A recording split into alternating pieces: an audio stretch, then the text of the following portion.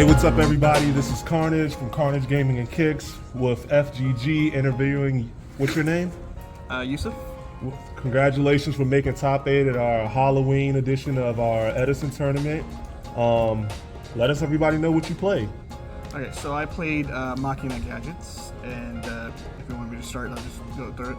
Okay. Before you start, what is your record end up being in Swiss? Swiss, I went 4-1, got third place standing, I guess, yeah, and then lost to in top 8. I lost to Hero Frogs. Nice. So Swiss 4-1. Let's see what you played. Congratulations again. Yeah. So we'll start off with the standard like this: 3 green gadgets, straightforward. 3 yellow, right? 3 red. So the only thing about this is a lot of people are saying like running 2, 2, and 2. I personally, I don't like that because it's like, yeah, you may break them sometimes, but Fortress needs a lot of fuel. So it's just running. I would run out of these so quickly if I only ran 2 of each, and it's just like there's no point. I could not. I like 3, and then just like running a bunch of other stuff. So you'll see. So then that's the gadget lineup. Gotta wait. Shout out to the fact that they're hollow. Yeah, super rare, but that could be more shiny, but we don't talk about that. Okay, and then so the Machina lineup, 3 gear frame, standard, and 1 Machina force. And then something that's gonna be kinda interesting, and the reason, you know why, because of the person we talked to. I only run 2 Machina fortress. So shout out to Ricky, he knows what he did. So I talked with a buddy of mine.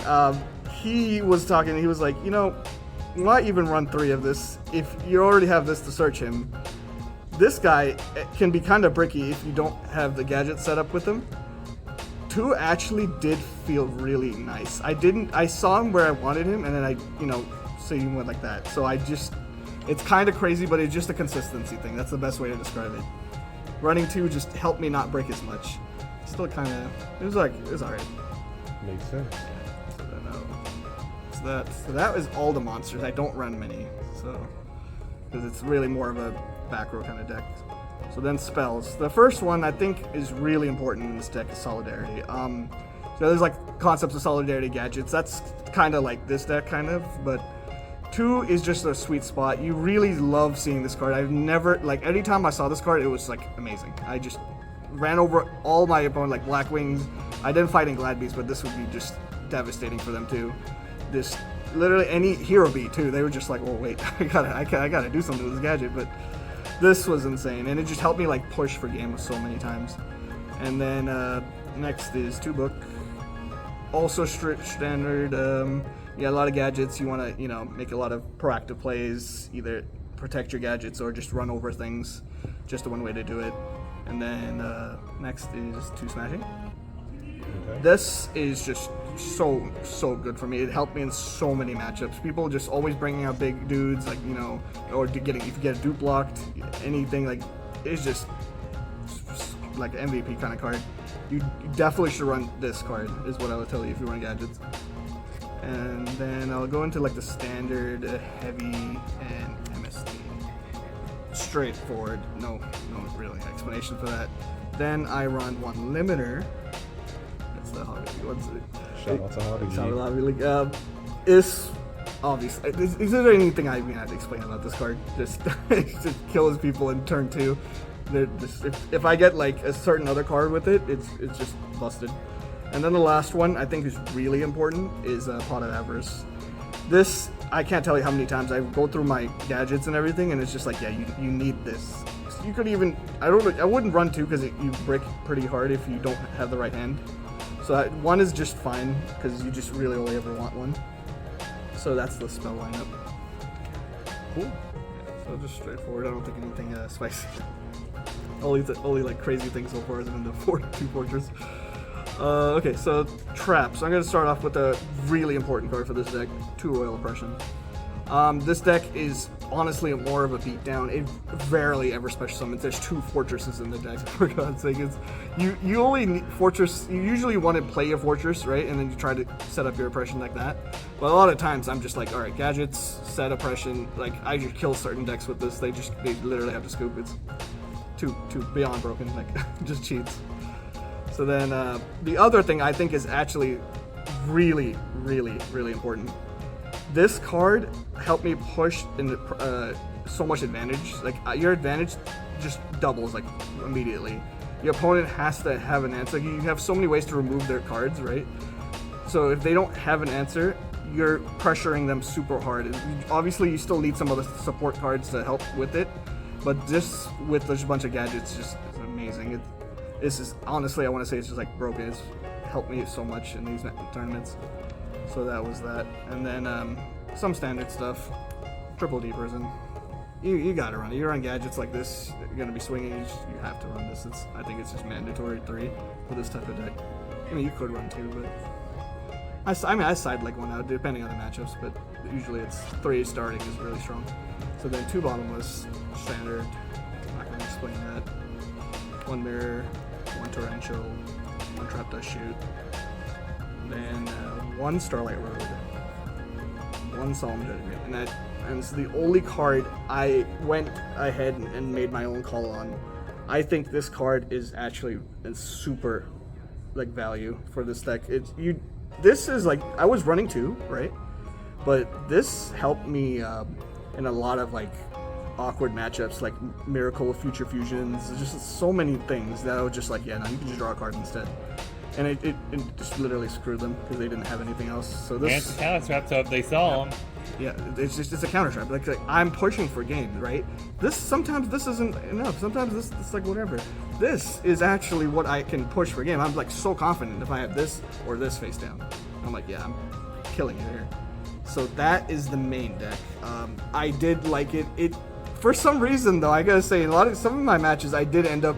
I'll say the weakness of the deck is I did end up drawing like gadgets kind of bricky sometimes, and it's one of those things you have to get used to. If certain matchups you could just side out some gadgets, right? If you're like, oh, like Glad Beast for example, I side out all like one of each of the gadgets and then run like Cyber Dragons and all that stuff and just rely on back row.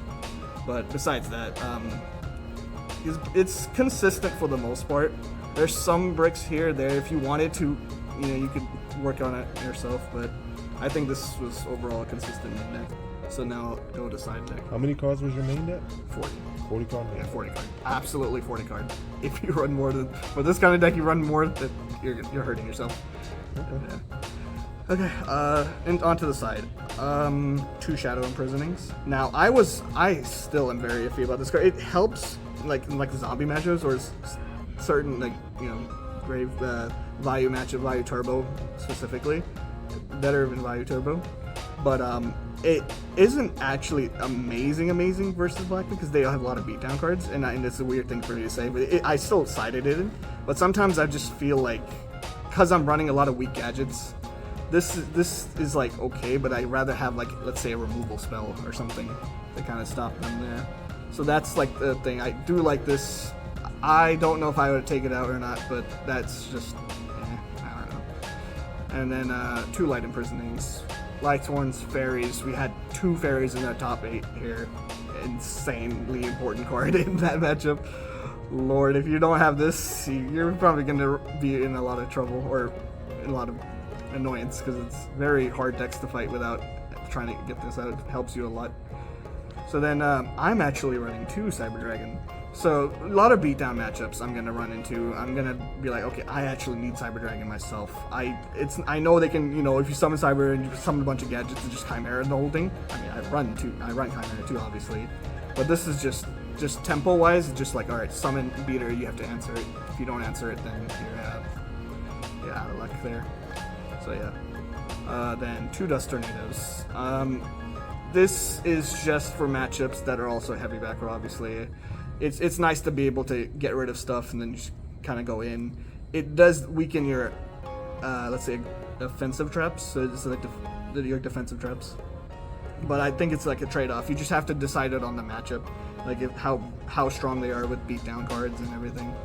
But yeah, I like that. And then this is the big one. I run 3 Pulling the Rug. In the side deck, 3 runs. Yeah. I cannot stand Hero Frogs. I cannot stand frogs in Hero Frogs. If they just summon a Stratos and I can just get it out of my face, it's the best. This is the best value. if I can summon a swap frog just normally, I can get it out of my face. They just summon like literally any monarch, I can get it out of my face, and it's just so much tempo. Like if I get one of these off and I'm resolving it, and it's just like, okay, I have a board at the same time, it's usually gonna be over for him. So that's why I really like this. And continuing on, double solar release. So back is like frog matchup, and then Lightsworn Christia matchup, zombies too. Sometimes they have a really well-graved cart graveyard dependent. I mean, I might run into Bayou Turbo in that. I don't know. That's like, it's just very versatile. You're probably noticing that I actually don't run Crow, and that's because of Solidarity. My back, this card, you need to have all machines in your grave. So that's why you see actually no non-machines. So like I would really play, because Solidarity is so important for your deck. I wouldn't want to ruin it. And it can happen where you get Stardust Dragon in the grave. That's what pot is there. So that's like the one little thing, but you take that risk there because Starlight Road is insane. And so then the last two is one extra Starlight Road. So I have one Starlight Road, one Dark Bribe in here, and I have a second Starlight Road depending on if I'm fighting Blackwings or if I'm fighting actually absolute zeros. And so the hero frogs are, some of them are running like Lightning Vortex, and I was like, oh, okay, well, I'll just run the second Starlight Road. I'm telling you right now, if I had my Starlight Road at the right time, the second one would have been game winning. Every time I resolve this two against like a frogs, I'm just winning the game there. And then the last one is a one of Compulse. Compulse is it's just so versatile. I would main it actually. I was considering maining it because it helps in so many little matchups. It's such a big tempo play card. Like if they're just a normal summon based deck, you have a bunch of gadgets, you just bounce that back, swing, it's just so much pressure. And obviously it helps against matchups that are just like toxic. Let's say they do Chimera Tech you, just having this as the out is also fun. Really, really important actually. I might even run two of that just because it's somewhere you probably could fit it in, but it's like really, really strong card. I really love it. And that is the side deck. I'll just show my extra deck. It's only 4 cards. I'm not gonna.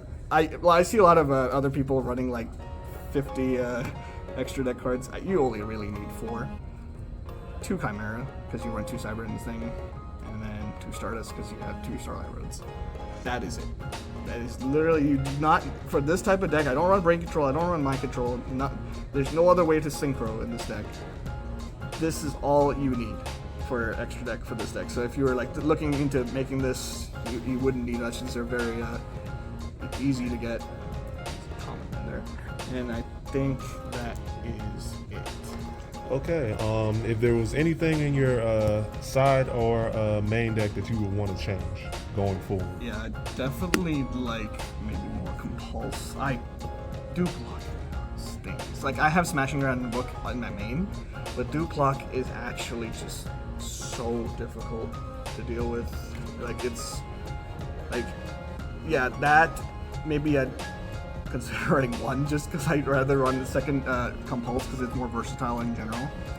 It helps me in that matchup, and that I also, the only loss I had actually was versus Fairy Control, who ran Royal Decree, and this is one of the big outs that it really hurts this deck, I have to say. You have to get your MSTs or Dusts or Dark Bribe. That's another reason. If they open it turn 1 and have set Decree, you probably will lose unless you draw your MST at heavy. It's pretty brutal, I have to say. That's like the one thing, so I'd probably maybe consider having some more spell options. Maybe, what was that card? Is it like Twister or something? The spell card you can use to, instead pay 500, you destroy a spell, right? Right. I might actually just remove that and remove these and run that, because Royal Decree, honestly, I couldn't win. He got a Decree, I lose. That's it. There's ways to try to fight back, but if your deck has a lot of back row and he's able to handle your current field, it's really rough. The only sometimes, like if you have Fortress, you could probably make a play out of it, but that's probably the biggest change. That maybe take one of that out, run a more Compulse, maybe a main a Compulse and just side 1 extra. Like there's little things like that. You can fine tune it.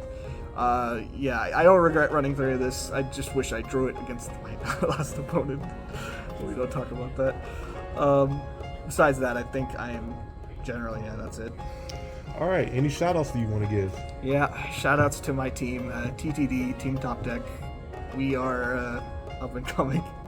We're learning, getting back into the game. Edison is a really cool, fun format. So, yeah, that's it. It's my team, and we're gonna keep playing.